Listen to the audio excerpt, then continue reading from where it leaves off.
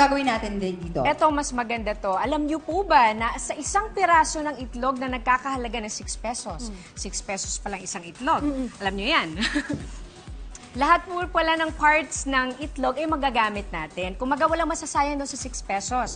Simula doon sa puti, doon sa dilaw, even doon sa membrane ng itlog, pwede mo palang gamitin na pampa-beauty. Yes.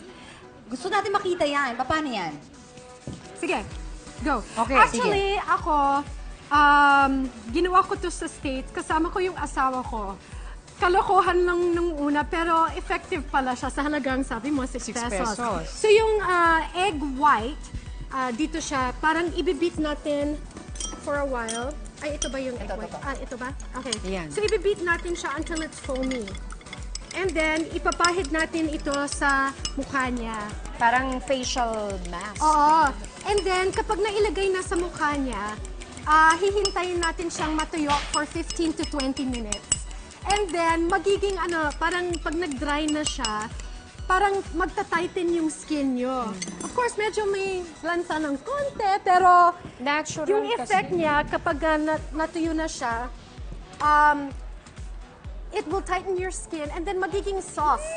Diba may kasabihan nga sila na smooth as eggs, diba? So, ayan. Itong nakikita niyong puti, yan yung membrane.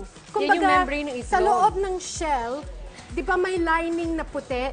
So, yun ay magta-tighten ng yung parang mawawala yung mga eye bags niyo. Ako, dapat matry ko yung membrane na yan sa bahay. Sige. Yan. Kamusta?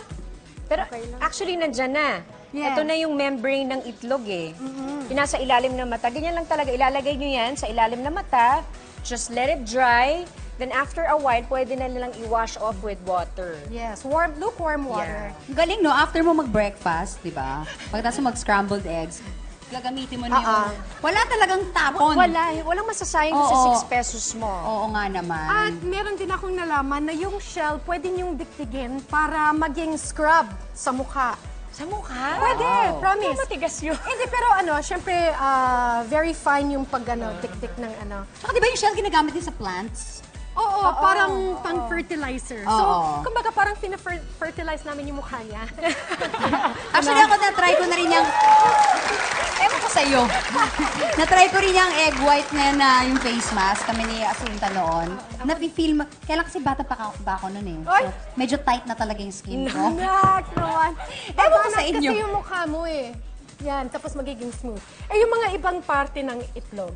Kayo, do you know any other uses? Ako yung lang na-try ko dati, facial mask, parang ganyan. Eh, yung Tsaka sa buhok. hair. Buhok. Ay, sa hair, oo, pwede. Pwede pala, parang pang-condition ng hair. Yes. To make it Pwede soft. kayong